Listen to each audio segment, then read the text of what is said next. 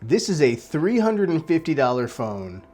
I bought it from Amazon. It's a Chinese brand. I'm going to use it in the United States. We're going to see how it goes. Hello, everybody. My name is Not Mr. Tech Guy. I am not to be confused with Mr. Tech Guy. There's about 20 other Mr. Tech Guys on YouTube, on TikTok, whatever. I'm not him. I'm not him. I'm not to be confused with him. I'm not Mr. Tech Guy. So the whole purpose of me getting this phone was to test it in the United States. It's a Chinese brand phone. If I haven't mentioned that before, it is from a company named Xiaomi. It's a very, very popular brand. For those of you that don't know, Xiaomi is the third largest phone manufacturer in the entire world, right behind Samsung and Apple in the Xiaomi.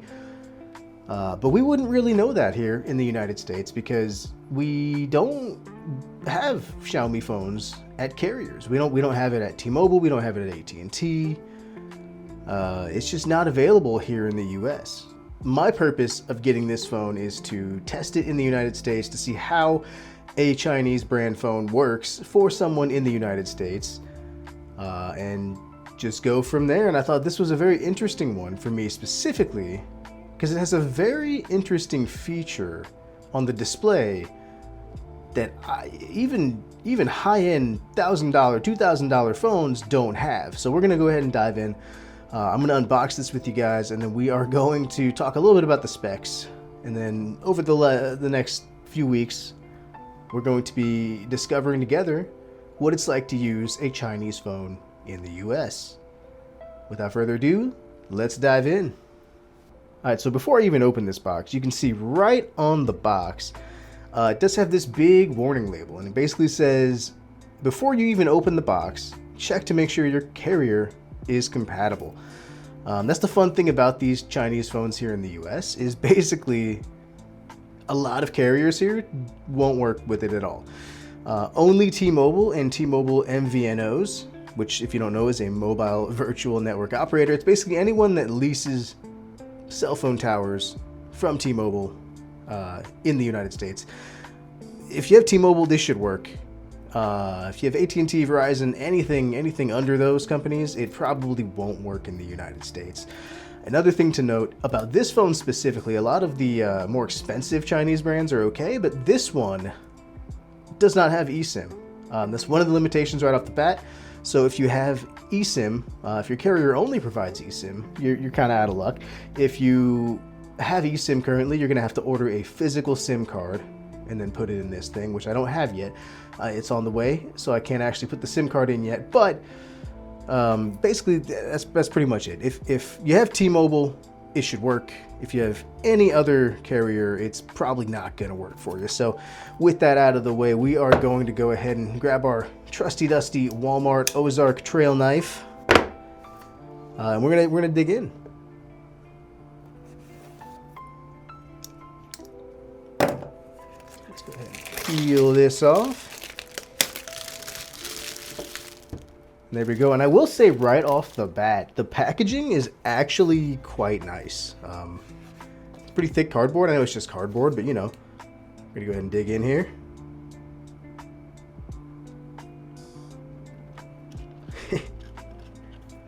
Come on. There we go. All right, so right on top you've got Poco. This is probably usual books and stuff. We'll plug them and file them like Flossie Carter says. And then here it looks like we have the main device itself. So if I go ahead and just dump it out. Oh, okay, look at that. We got some other stuff there, but before we get to that, this is the phone.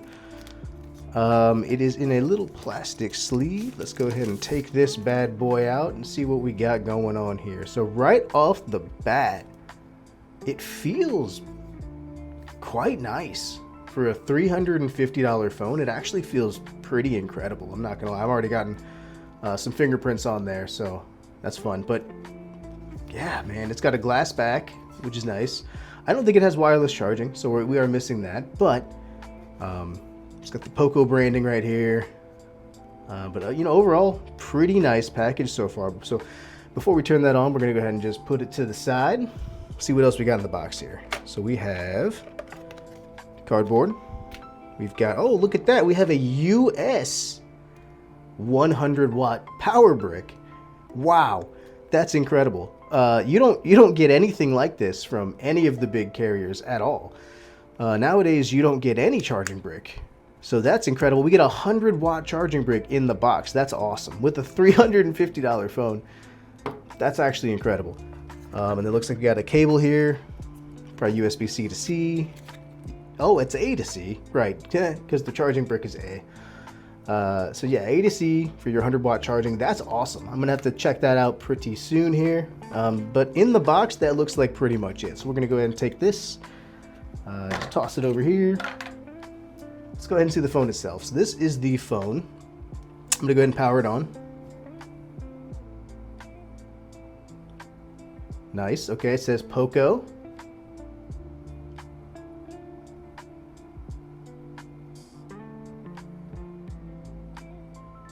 Oh, by the way, it does run the same exact HyperOS as something like the Xiaomi 15 or the Xiaomi 17. So those are flagship phones. This runs the exact same operating system. And right off the bat, this is pretty nice.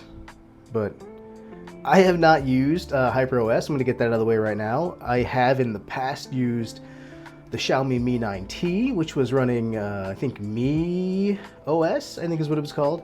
If not, I'll pop it up here, what it was actually called. But yeah, HyperOS seems kind of like an iOS clone, I'm not going to lie, but we'll see as we start to use this phone. So I'm going to set this up in a little bit.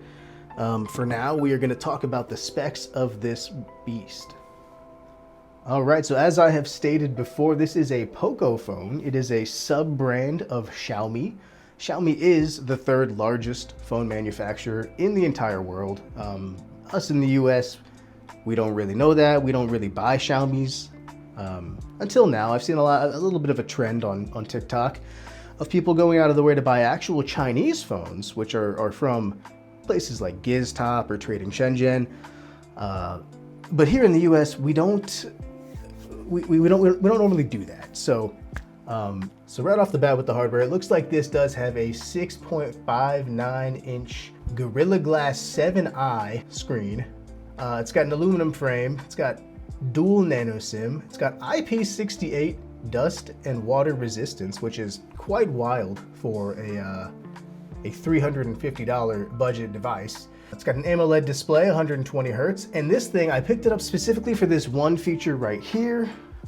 This is a feature that most phones don't have, even the flagship ones, but it has a 3,840 hertz pulse width modulation display.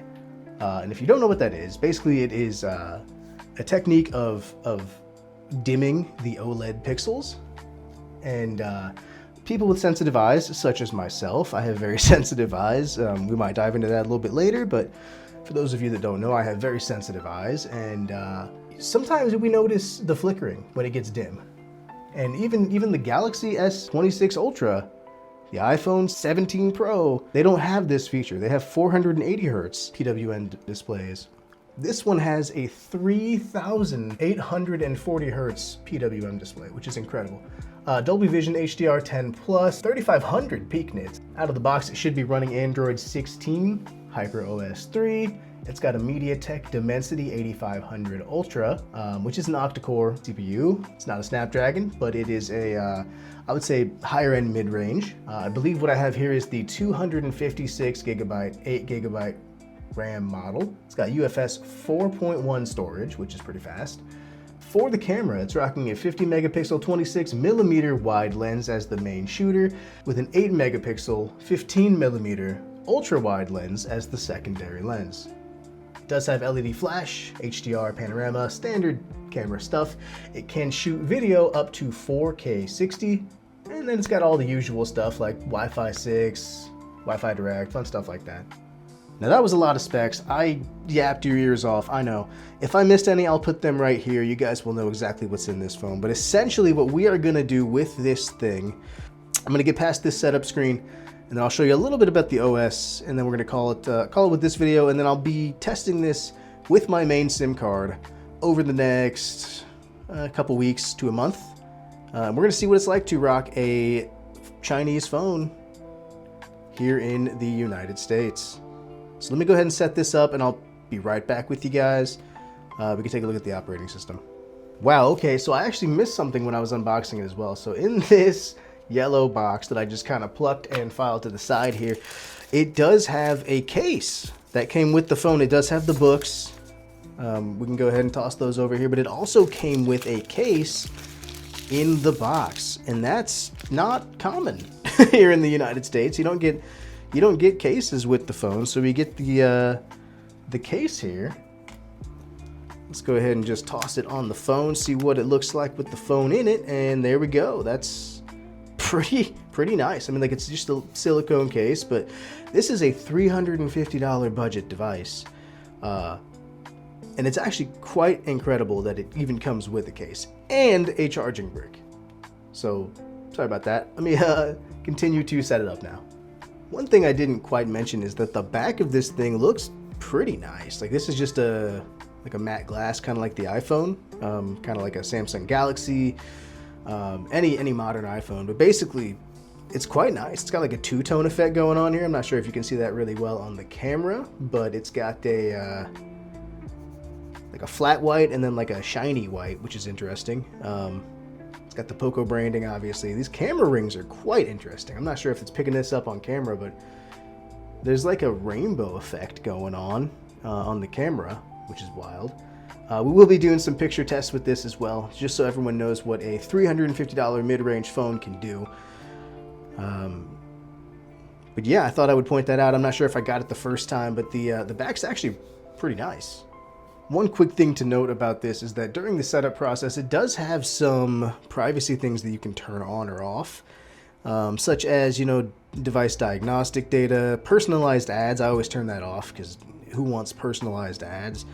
User experience program, typical stuff like that. I always turn that off. I don't like companies knowing everything about me, but you can leave those on if you want. But then it has a couple of really interesting things down here. It's got the system daemon permissions, which looks like that is used to improve system stability. I'm going to go ahead and leave that on for now. I'm not sure what it is. I'll look it up later. And then there's interconnectivity, which looks like you can transfer data between devices. I'm not entirely sure on that either. I will look it up and put some more information probably down in the description below. But just thought I would point that out. These are some interesting features and settings here when you're setting up the device. Wow, this is kind of interesting as well. It has a font setting when you're setting up the device. It looks like you can choose default or Mi Sans, which is recommended. So I'm not sure why the default wouldn't be recommended, but they've got Mi Sans for you here too. I'm going to go with Mi Sans since it is the recommended font. Wow, and then you've got what looks like a couple different launchers that you can choose from here. The first one is, it starts you out here on App Drawer, which I would imagine is the typical Android launcher. You swipe up, you've got an app drawer with all of your apps in it, and then this one looks like it's like an iPhone. It basically just plops all your icons directly on the home screen. I'm going to go with the app drawer since this is an Android phone, and I'm going to go ahead and test it as an Android phone.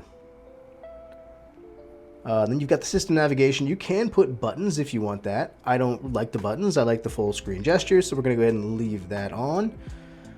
And then you've got a recents layout. Wow, this is crazy. They actually have a ton of customization during the initial setup. But I'm going to go with horizontal. There we go. We're going to prepare the system, and it looks like the setup might be complete. So let's go ahead and click all set. Oh, that's interesting. We can continue the setup even though it said it was complete. I'm going to go ahead and do that later, so we can go ahead and dive into the actual operating system. Oh, that was an interesting noise. Not sure if you heard that. I made like a water bubbling noise, but here we are. This is the Xiaomi, just the stock screen here. This is everything that comes on the phone. It's got what looks to be a whole bunch of crap, which honestly, for a Chinese mid-range phone, it's kind of to be expected, but we will see. I mean, it even has Netflix right out of the box. I don't use Netflix. I'll be uninstalling that, but it's interesting that it's on the phone out of the box. Another interesting thing is that I've got a really bright light pointed down at the phone, and this screen is crazy bright, which is like I was rambling on about earlier, this is one of the main features I bought this phone for. Is the screen's crazy for a $350 device, and I'm going to be doing a very deep dive on the screen itself. But for now, I mean, it looks like it's got TikTok on the phone out of the box. That's crazy. It's got Spotify. What else? It's got YouTube. That's pretty common. I think it just installed something else. Some more apps just popped up there. Wow. Okay, so I'm I'm gonna be. Oh, it's got Instagram, LinkedIn. Oh, it's installing a whole bunch of crap here. That's fun. So anyway, I'm gonna let this thing do its thing. I'm gonna let it bake a little bit, and then we are going to. I'm gonna have a couple other videos on this phone, but for now, I think that is pretty much it for the unboxing. If you liked the video, please give it a thumbs up. If you didn't, that's okay too. You can give it a thumbs down. Please subscribe if you liked it. I'm going to be putting out some more content kind of like this, whether it be this phone, whether it be a different phone. I've got a couple other phones that I daily drive. For this one, I think we're going to call it. Thanks, guys. Once again, I'm NotMrTechGuy. Thank you, and I will see you in the next one. I just wanted to pop in and say I did make a couple mistakes in the video. I said it shipped with HyperOS 3. Turns out it actually ships with HyperOS 2. I did update to HyperOS 3 last night. We got a couple things to say about that. One is that the lock screens are quite nice. It's a really nice touch, but it is even more of an iOS clone. I mean, this looks like an iPhone to me, to be quite honest with you. They've got the weather icons, they've got the camera icon, they've even got a messaging app here that looks exactly like iMessage. So take that as you will, but this is HyperOS 3 now, and I did end up getting a SIM card in the mail, so I popped that in, and we do have service now. I'm not sure if you can see that. It does say T-Mobile. So I'm going to be rocking this phone for the next week or so, and we are going to, evaluate what it's like to use a Chinese phone in the United States. So stick with me.